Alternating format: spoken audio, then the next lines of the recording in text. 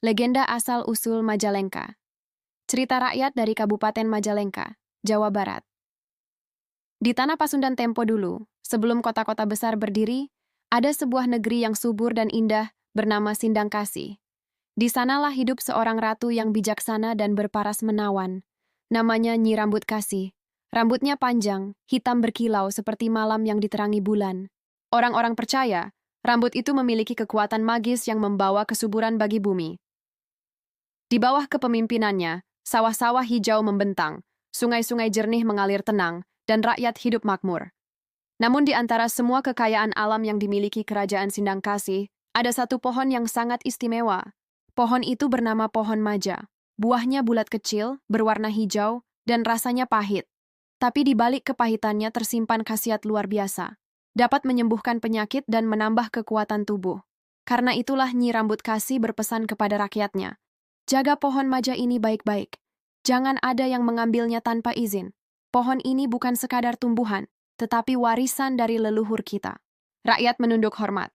Mereka tahu, ucapan sang ratu adalah titah yang harus dijaga. Hari-hari di Sindangkasih berjalan damai. Namun ketenangan itu tidak bertahan lama. Kabar tentang buah maja yang berkhasiat sampai ke negeri Cirebon. Saat itu, Cirebon sedang dilanda wabah penyakit yang membuat banyak rakyat menderita.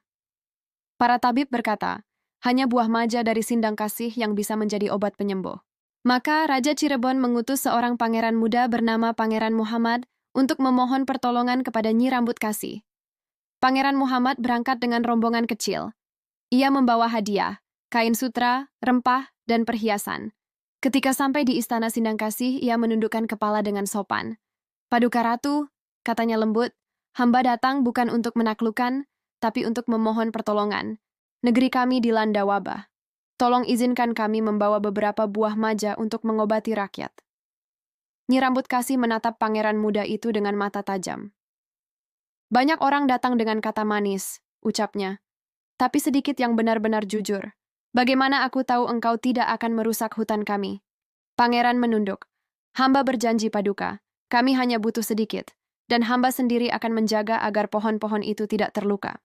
Sang ratu terdiam sejenak lalu berkata, baiklah, tinggallah beberapa hari di sini, biar rakyatku menilai apakah engkau benar datang dengan hati bersih.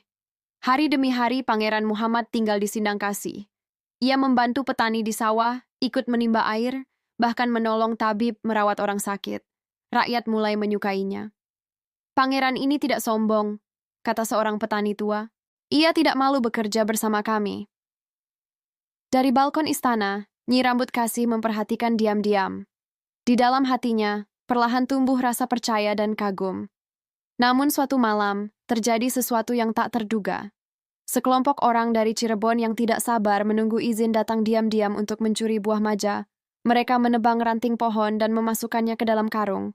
Cepat, sebelum penjaga datang! Bisik salah satu dari mereka. Tiba-tiba angin bertiup kencang, langit bergemuruh, dan dari tengah hutan muncul cahaya terang. Nyi Rambut Kasih datang dengan rambut terurai panjang, berkilau seperti api. Berhenti, serunya lantang. Para pencuri gemetar. Mereka melempar karung dan lari terbirit-birit. Keesokan paginya, kabar itu sampai ke telinga Pangeran Muhammad. Ia segera menemui sang ratu dan menundukkan kepala. Paduka, katanya lirih, ampunilah hamba dan rakyat hamba. Mereka bertindak tanpa seizin saya. Bila Paduka ingin menghukum, hukumlah saya saja. Nyi Rambut Kasih menatapnya tajam. Kesalahan mereka besar, ucapnya. Tapi aku melihat ketulusan di matamu, Pangeran. Mungkin ini ujian bagi kita semua. Beberapa hari kemudian, Ratu memanggil para tetua desa dan Pangeran Muhammad ke pendapa istana. Rakyatku, katanya tenang, buah maja adalah simbol keseimbangan alam. Bila kita mengambil tanpa izin, alam akan murka. Tapi bila kita berbagi dengan kasih, bumi akan memberi berkat. Pangeran menunduk hormat. Hamba paham, Paduka. Kami tidak ingin mengambil tanpa memberi. Kami akan menanam kembali pohon-pohon baru di negeri kami. Nyi Rambut Kasih tersenyum lembut.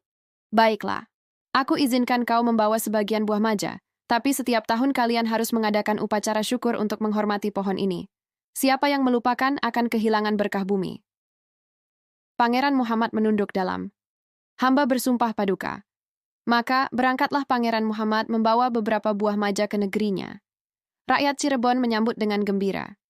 Buah itu digunakan sebagai obat, dan dalam waktu singkat, wabah pun mereda. Orang-orang bersorak gembira. Buah dari Sindang Kasih menyembuhkan kita, seru mereka. Sementara itu, di Sindang Kasih, Nyi Rambut Kasih tersenyum mendengar kabar itu. Ia berkata pada abdinya, "Lihatlah, kasih dan kejujuran selalu membawa kehidupan." Dan benar saja, sejak hari itu, Sindang Kasih dan Cirebon hidup dalam damai. Mereka saling bertukar hasil bumi dan menjaga alam bersama. Lama-kelamaan, orang mulai menyebut negeri itu dengan sebutan Maja Elangka, karena buah maja di sana semakin langka dan dijaga dengan sangat ketat. Seiring waktu, ucapan Maja Elangka berubah menjadi Majalengka. Nama itu melekat hingga kini, menjadi tanda dari kisah kasih, kebijaksanaan, dan kehormatan antara manusia dan alam. Kini Majalengka menjadi daerah yang indah dan subur. Sawah hijau terbentang sejauh mata memandang. Angin dari pegunungan Panyewewean berhembus sejuk membawa aroma tanah dan dedaunan. Namun di balik kesejukan itu, masyarakat Majalengka tak pernah lupa akan asal-usul mereka. Mereka tetap menanam pohon maja, menjaga sungai, dan bersyukur atas kesuburan tanahnya. Orang tua sering bercerita kepada anak-anak mereka, "Kalau kau lihat buah maja jatuh ke tanah, jangan langsung diambil. Ucapkan dulu terima kasih pada Nyi Rambut Kasih, penjaga alam kita." Anak-anak pun menatap langit dan berkata pelan, "Hatur nuhun, Nyi Rambut Kasih." Dan setiap tahun, ketika festival maja diadakan, para penari perempuan mengenakan selendang hijau yang lembut, melambangkan rambut sang ratu yang panjang dan indah. Di sanalah legenda hidup kembali, bukan sebagai cerita kuno, tapi sebagai pengingat bahwa kebaikan dan kasih akan selalu meninggalkan jejak di bumi yang dijaga dengan cinta. Subscribe ya. Legenda asal-usul Majalengka mengajarkan kita bahwa alam dan manusia tidak bisa dipisahkan. Jika kita menjaga alam dengan kasih, alam akan membalas dengan kebaikan. Nyi Rambut Kasih dan Pangeran Muhammad mengajarkan bahwa kejujuran, kepercayaan, dan kerja sama dapat menyembuhkan luka di antara dua dunia yang berbeda.